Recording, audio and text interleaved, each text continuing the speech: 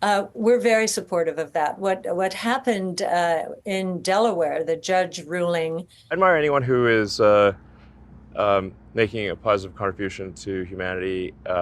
안녕하세요. 머스크가 6월 1일자에 동영상을 한 개 올리고 있습니다. 캐시 우드가 테슬라 우리가 서포트를 해줘야 된다. 스톡 옵션 보상을 받을 수 있게 해야 된다. 그 영상을 그대로 올리고 있습니다. 이러한 점을 본다라면 최근에 테슬라의 가장 핫한 이슈는 머스크 스톡 옵션 보상 관련된 일이라고 볼 수가 있겠네요. 왜냐하면 찬성하시는 분들도 많지만 그와 반대로 반대 투표를 하시는 분들도 있기 때문입니다. 반대하시는 분들의 의견이 금액이 가하다라는 것인데 머스크가 그동안에 테슬라의 가치를 엄청나게 올린 것에 비하면 과연 그것이 과한 것일까? 숫자적으로 계산을 한다라면 그렇지 않다라고 보여집니다. 그래서 모건 스탠리에서도 6월 13일날 테슬라 주주분들이 어떠한 투표 결과가 나올지에 따라서 주가의 방향성이 달라질 거라고 합니다. 사실 모건 스탠리가 조사한 부분이나 X에서 테슬라 개인 투자자분들은 머스크 적절한 보상을 받아야 된다 찬성 투표를 던지고 있습니다. 그렇지만 연기금을 비롯한 대형 기관들 같은 경우에는 반대표를 던지고 있죠. 하지만 전체적으로 승인이 날 것이라고 보고 있고 머스크가 보상을 받을 경우에는 주가는 반등을 줄 거라고 말씀을 많이 하시고 있습니다. 현재 테슬라 측에서는 많은 주주분들께 제발 투표를 하라고 권장을 하고 있죠. 현재 테슬라를 불리시로 보시는 애널리스트 분들은 $300 이상으로 보고 있고 베어리시하게 보시는 분들은 $200 미만으로 보고 있습니다. 하지만 결국 테슬라가 AI 전쟁에서 승리를 하려면 이 모든 것들은 돈 게임이 될 것이고 돈을 많이 가진 기업이 AI 시장에서 최종 승리자가 될 것입니다. 그리고 테슬라 같은 경우에는 전기차로 많은 돈을 번 뒤에 지금 AI에 투자를 하고 있죠. AI에 들어가는 투자금이 결과로 나오는 날이 테슬라 주가 상승으로 보여지고 있고 아마도 테슬라가 $300를 넘기는 날은 로보택시 FSD 관련 어떠한 호재가 나왔을 때가 아닐까 싶습니다. 최근에 테슬라 차트 같은 경우에는 $150 언저리에서는 강력한 반등세를 보여주고 있죠. 그리고 $200가 넘어가면 다시 한 번 더 하락세를 보여주고 있고 이것이 반복되고 있는 것입니다. 즉 주가가 어느 정도 떨어지면 테슬라는 전기차 기업이 아니라고 언론에서 말하고 있고 그럼 주가가 반등이 나오고 있습니다. 그리고 주가가 $200를 넘기면 언론에서는 다시 한 번 더 지금 전기차 판매가 부진하다라고 비판을 하고 있고 그러면서 하락세를 맞이하고 있고 이것이 반복되는 현상 속에서 행보가 이어지게 되는 것입니다. 그래서 $150 쪽에서는 콜옵션도 굉장히 괜찮아 보이고 그 다음에 올해 8월달에 로보택시가 공개가 될 때 어떤 형태의 로보택시가 나올지 로보택시 출시에 점점 가까워지고 있는지 FSD의 버전 업데이트 속도에 따라서 주가가 $300를 뚫을 수 있냐 없냐 올해 여름에 결정이 나지 않을까 싶습니다. 그리고 또 다른 미국 주식의 가장 핫한 이슈는 트럼프 대 바이든이라고 볼 수가 있겠죠. 일단 트럼프 같은 경우에는 유죄 판결을 받은 상태에서 최근에는 바이든이 조금 더 유리한 모습을 보여주고 있습니다. 하지만 머스크를 비롯해서 빌 에크먼, 결국 이 트럼프 쪽에 줄을 선다라는 것은 바이든이 너무나도 싫다라는 것입니다. 바이든 정부 역시나 일론 머스크 테슬라를 굉장히 싫어하고 지엔과 포드를 밀어주고 있죠. 하지만 지금 지엔과 포드 같은 경우에는 바이든 정부의 발행과는 다르게 전기차 투자를 점차 줄여 나가고 있습니다.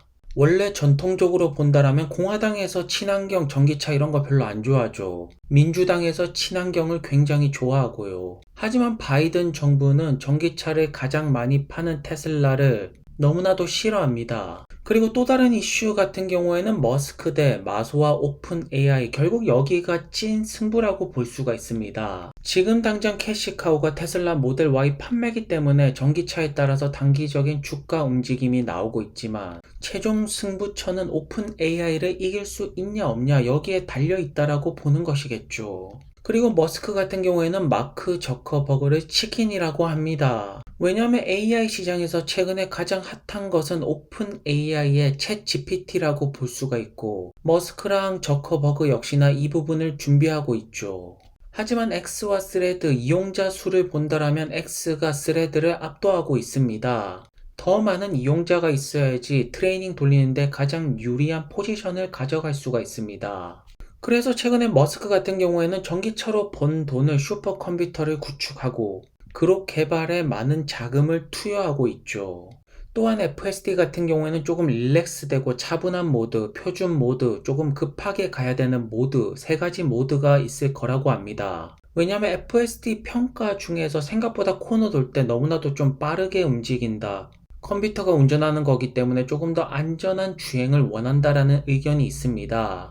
그렇기 때문에 그런 분들이 위해서 너무 급하지 않은 안전 운행을 하는 모드도 필요할 것이고 정말로 급할 때는 허리 모드도 필요하겠죠.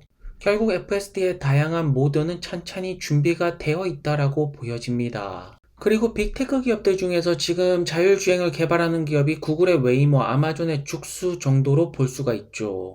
여기도 마찬가지로 사고는 계속해서 나오고 있고 조사는 계속 받고 있습니다.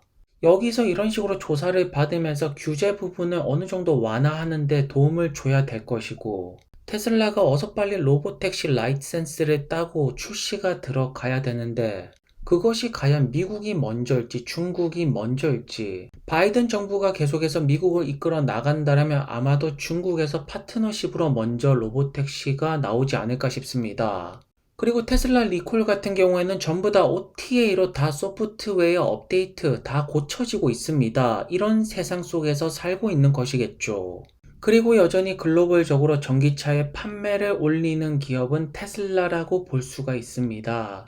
그래서 현재 테슬라 주가에는 세 가지 이슈가 있다. 첫 번째, 머스크 관련된 보상. 두 번째, 미국 대선. 세 번째는 8월에 공개가 되는 로보택시와 중국 시장에서 FSD 출시가 있을 것입니다. 여기서 하나하나 돌파구가 나올 때마다 주가는 큰 상승을 보여주지 않을까 싶습니다.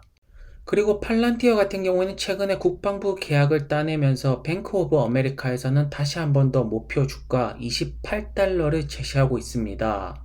일단 분기별로 어느 정도 큰 규모의 계약이 나오고 있다는 것은 희소식이 될 수가 있겠죠. 다만 이것이 국방부가 아니라 헬스케어 쪽이었다면 더 큰 주가 상승이 나왔을 것입니다.